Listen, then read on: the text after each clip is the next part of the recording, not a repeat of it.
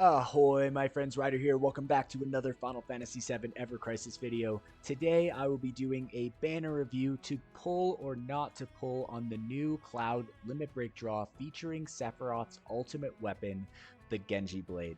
So that being said, let's get into it. I'm going to jump over to this draw. During my patch overview video, I did one pull on this. I think for this video, I will do one more pull just because I'm amped. And this time I did change my wish list, so I'm not just like, I got lucky there by getting the blue bramble though, because I did want one copy of that, but definitely don't do that. So anyway, let's take a look at the stamp card. So the stamp card is the typical limited draw. I was hoping that they were going to add weapons to the third stamp sheet or the EX stamp sheet, but they did not. So it is a bit unfortunate. Now, the first thing we're going to do is we are going to take a look at this costume. All right, so honestly, this one is so interesting to me. I like the sword. I love the dark vibe to it. Kind of reminds me of like an electro armor theme going on with everything. I like the wing there. It does kind of seem like the wing is like kind of flimsy. I feel like it would have been cool to give him a real wing. It's kind of like a cloak wing, I guess. It'd be cool if got firmer. But all in all, I think it is pretty cool. Let's go in and look at this right here. It does look like he's like affected by it. This is like an armor that's growing off of his body. I kind of like his visor. And it is pretty cool. I mean, Cloud's looking pretty buff here. I like the kind of, it is very Batman-esque, not gonna lie. The kind of almost Halloween-esque collar going on there. He's got the armor more on the left side right there, which is standard for him as well. Yeah, I mean, other than that, I think it's cool. It's definitely interesting. I would say not my favorite Cloud costume, but also not a terrible one either. It's like well-rounded, I think. The wing is kind of just throwing me off how floppy it is. But it looks sick, guys, not gonna lie. And the chances that I don't pull for this on this banner to actually go for this weapon OB6 are so low just because I really love Cloud. We just have to kind of wait to see. This anniversary is going to be 7 weeks long. All right. We know there's going to be 3 more Bahamut Garbs coming out. We don't know what kind of banners they're going to be on. We know that Tifa looks amazing. Aerith looks amazing. Yuffie's is probably going to be really good. Also, the Sephiroth Genji Blade, it did say is going to appear on other banners during this anniversary period. All right, so just keep that in mind. All right, so the actual costume does look pretty good, all in all. It looks really sick right here. I want to see the effect of his new weapon. So it is an AoE attack. I kind of wish it was single target, but it is what it is. So let's go in here and let's take a look at the actual weapon itself. So here's the Bahamut Greatsword, base 5-star, level 120. So I will say right off the bat, this does not strike me as the type of weapon that you pull to just have one copy of. I've never been the kind of person who's going to pull for a single copy of the weapon just for a skin. I'm only going to pull for a single copy of the weapon if it's actually going to be viable in some type of combat situation. For example, the Queen of Megaphone goes, physical attack mid to high, physical defense mid to high at base 5-star. So it's usable, right? The R abilities are one thing, but the actual effects are usable. Now, as for this weapon, I just don't think it's going to have the damage output. It's hard to say how this additional 10,000 non-elemental physical potency damage is going to pan out. I do remember that during the 6-month anniversary, when the weapons first dropped, I thought, they're good, but maybe they could be better. And then they turned out to be like absolutely insane. So my inclination, my intuition is that this sword is stronger than meets the eye. That would be my guess, right? Now, they have brands here, so we have to go down. For the support abilities, we have Physical Attack Boost 1, Physical Attack Boost 1, both of them at 20%, and Circle Sigil Boost. I was kind of hoping they would add something new here, something a little bit more, that has more grandeur, a little bit more power there, just something new, but it is pretty typical right there. As for the physical attack to all allies and the physical ability potency, I'd say that those are also pretty standard, right? Because if we go to OB10, right, we're going to have physical attack all allies 46, physical ability potency 39. So I'm just going to quickly jump over and look. Oh, wow, there's ultimate weapons right there. Locked for me because I don't have one, right? So let's go down and let's look at one of the other weapons right here. So let's take Zax. Oh, no, we can't look at Zax. So let's look at a physical one. Let's look at the Stream Saber. Where is the Stream Saber? I have it here somewhere. There it is. All right, so yeah, so basically the same, right? Physical attack while allies 46, ice potency 39. The other one's going to have physical ability, command potency 39 as well. So it didn't really get an upgrade there. Personally, I feel like this weapon could have had added something else. Haste is applied at the beginning. Duration 30 seconds. Wow, but that's at OB10, right? But base 5-star 20 seconds at the beginning of the fight, definitely going to give you an edge. Not going to lie, it's definitely going to give you an edge, but it's extremely niche and it's basically an ATB boost. It would be cool if it procced haste at a 20% rate throughout the fight. That would be absolutely freaking phenomenal, right? That would be like, this weapon is absolutely must pull. As of right now, for the weapon itself, I'm not convinced that it is a must pull, honestly, guys. You know, there are perks to going in on this banner. There's a very tiny, slim, minuscule, just barely little sliver of a chance that you pull the Genji Blade, which has a 90,000 crystal pity. Take that in for a second. 90,000 crystal pity on the Genji Blade. Of course, they did say that it would reappear in other banners, so, you know, every time you pull, you get 10 Genji gems. You need 300 of them in order to pity the weapon, right? So that's an insane pity. 90,000 crystals for a pity is pretty freaking crazy, not gonna lie, guys. So I could see some people really going ham on that. But the nice thing is that they did say that it will appear on different banners throughout the anniversary. So maybe you get, you know, 100 gems during one banner and then, you know, 100 on another and 100 on another. Who knows, right? I think most people don't have the crystals to be really pulling that many times, right? But I guess I have 90,000 crystals. Technically, if it was on every single banner and I used all my crystals, I would essentially guarantee myself a copy of the Sephiroth sword. But we do have to keep in mind that after the anniversary, right, we're going to have Halloween, right? Immediately right after that. Then we're going to have Black Friday, right? Then I'm guessing we're going to have another crossover at some point in time between now and the end of the year. And then there's Christmas. So we just have an ongoing slew of banners that are about to be coming our way. So I think it is crucial and absolutely imperative and important for players that aren't super spenders to really go about this with care, okay? The first banner of any big event like this is always the hook, right? In storytelling, we call the first scene, right? Or the first chapter, we call it the hook. It's meant to pull you in, right? So this does a great job of doing that. We have Cloud right here. He's got his new costume. The costume's amazing.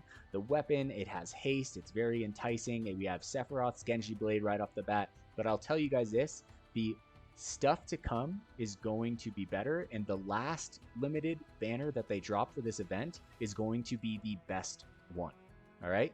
They always start strong with the hook and end with a freaking banger every single time. So just keep that in mind when you're going through with all of this stuff, when you guys are trying to figure out what to pull on. So as of right now, honestly, I think that if you were going to be pulling for the sword, you would have to be pulling for minimum OB6, right? Still, 600 to 70% physical non-elemental damage to all enemies is not that high. I wish it had a, you know, a transfer to a single target where the damage increased, like Sephiroth's Protector's Blade. That's fantastic, right?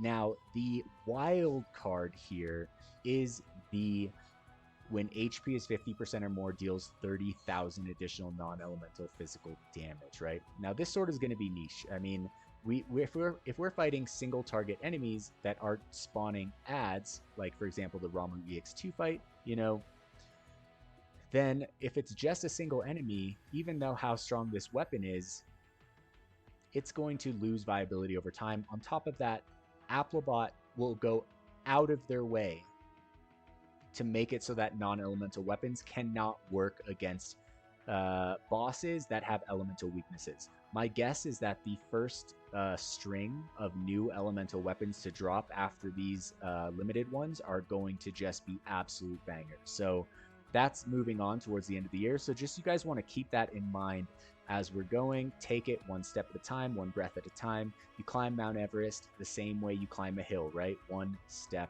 at a time. So take it easy, take it slow. There is no rush. This banner is here until October 2nd. So we have 3 whole weeks to figure out what we want to do. And in that time, we will definitely get at least 2 more banners so that we can kind of fully compare them all, right? Now, going back to the sword itself, like I said, I don't recommend pulling for this unless you are going for OB6, right? I don't think that, just like the Zidane sword, I don't think that this sword is going to hold its value underneath OB6, right? At OB6, we have 40 physical attack to all allies, physical ability point potency 27, which is still solid, and essentially you're getting that 30,000 additional non-elemental physical potency, right? Instead of the 10,000, right? Which is 75% of its max. When you look at the OB10, it goes to 40,000. So OB6 is actually pretty fair if you're going for it. But if you're not actually going to be going for OB6, I highly recommend waiting. And honestly, all things considered, guys, as I say on most of these banners, I recommend waiting to see what else is coming. Unless you're a huge Cloud fan. I mean, Cloud is my favorite character in the game, so it's gonna be really hard for me to do that. Hence, I did one pull on my patch review video. Hence, I'm gonna do one more pull today. So it's really likely that I take this sword to OB6 just because I really love Cloud. I like to play with Cloud in the game. But yeah, that's going to be my general overview on the weapon itself. Now, the actual costume, all right? The costume is pretty damn fantastic. Now, this might be a reason to actually go to the end of the first stamp card without taking the weapon to OB6, but to be honest, I think that if you were going to go after this, you probably would chase the weapon, but I could see certain instances of why this costume might be worth it even with less than an OB6 weapon. You know, if you got really good luck, you could use weapon parts over time. There's Cloud weapon parts in the shop right now. Now, we have boost attack all allies here. It's 5 points. That's going to give us all allies physical attack plus 10, all allies magic attack plus 10, so potentially 5%. Nothing absolutely crazy there. So, but it is a new thing, boost attack to all allies. Oh, that's interesting, actually. Boost attack to all allies for a costume. Okay, well, that's actually pretty damn solid. I wasn't reading that fully. Now let's look at Bahamut's Bite here. All right, so Bahamut's Bite, physical attack plus 5%. Okay, so that's not crazy. Attack stance, command gauge, max physical ability damage plus 10%. So I feel like that, I thought this was going to be a little bit stronger, honestly. I still feel like this costume is going to outclass the Zidane outfit. I think it's going to outclass the Glavenus armor. Boost attack to all allies is great because this enforces both magic and physical to everyone, so it just makes everyone stronger, even if you have magic DPS there. It's just not quite as strong as I thought it was going to be here. Physical attack plus 5%. I feel like this might have been 10%, and I feel like the attack stance command gauge could have been 15, but it's still a damn good costume. Now, whether or not you guys should go in and pull on this banner, right? So if you guys are going in looking for the Sephiroth Genji Blade, I think that you guys should definitely, you know, wait for a couple more banners. Wait to see the Tifa banner is going to be absolutely great. I know Aerith's is going to be great. I'm guessing Yuffie's is going to be great as well. You know, if the Genji Blade does return on those banners, then you can kind of take your choice and figure out which one you really want to go after. But other than that, I think that, you know, this costume is good, but I think if you're on the fence, definitely wait to see what else is coming. Then you can come back and grab it at a later point in time.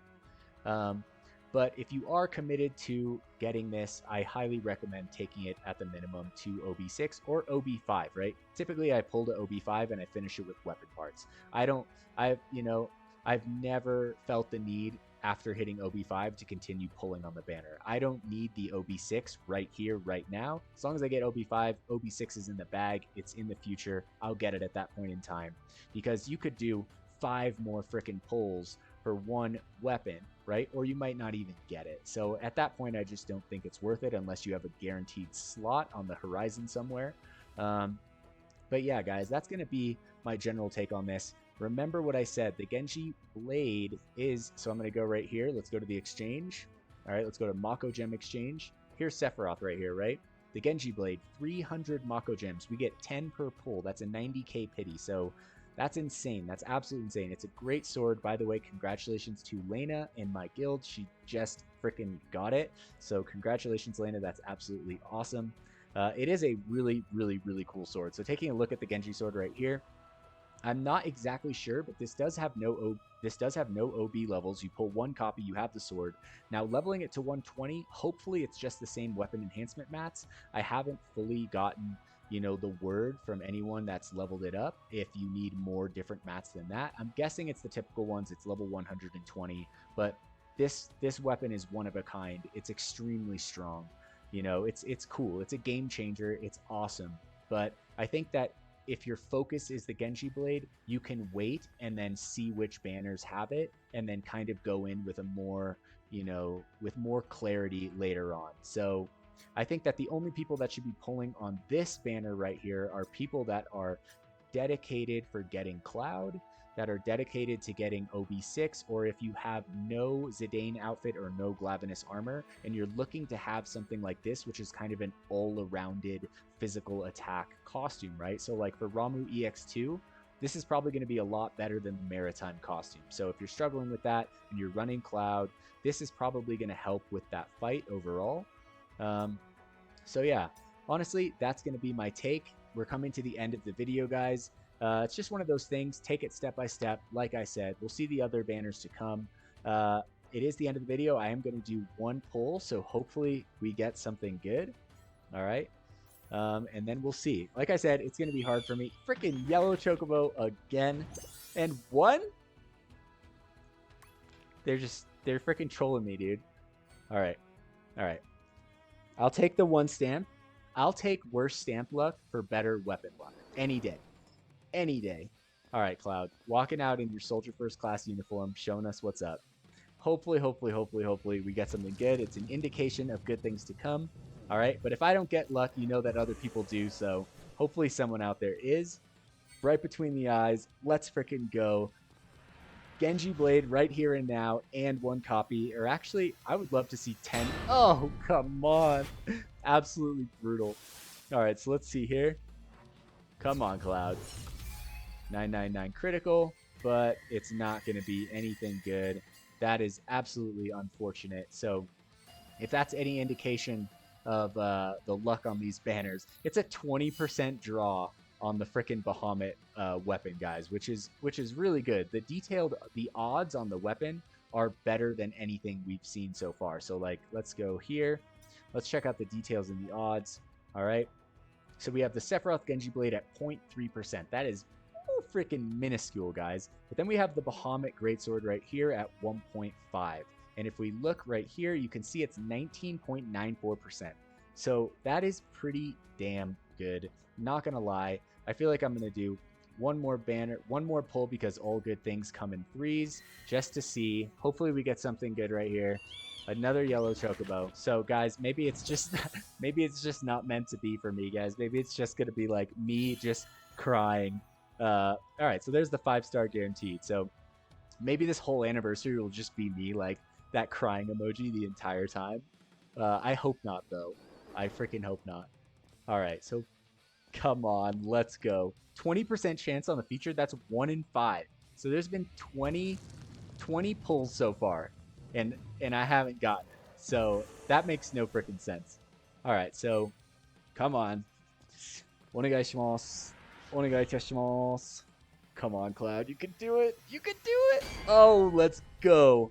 All right. I don't know if that's because it's a guaranteed 5-star or not, but I will take it.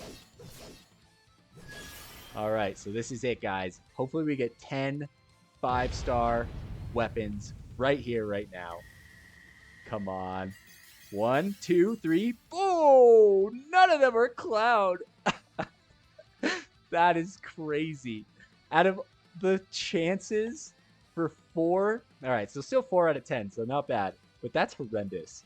All right, so let's see what we got. Hopefully we got some wish list stuff. I put the silver collar on there. All right, so 2 electro cannons, feathered gloves, and the silver collar. So pretty damn solid on that pull, not gonna lie. But also didn't get anything from the banner. So it is what it is. I feel like these limit break drop banners, I tend to the featured weapons tend to not drop as much. So it is what it is. But that being said, I'm gonna bring this video to a close. I just want to add that, and I know I mentioned this in the previous video, that we did add a 14th guild to the Curseborn Flagship Alliance. This guild is all for newer players, players that haven't been playing as long. There's no power requirement. We still have a decent amount of slots available. So if you're a newer player that's starting the game, that's looking for a guild, for a good community, come join our Discord. It's the Curseborn Discord. There's a link in the description of all my videos. We're happy to have you. As soon as you join, just say that you're looking to join the new guild, and we will get you guys suited. That being said, if you guys enjoyed this video today, please don't forget to drop a like, subscribe to the channel for more Final Fantasy VII Ever Crisis content. I will catch you guys on the next one. I wish you all the best of luck. Have a wonderful night. Take care, and peace.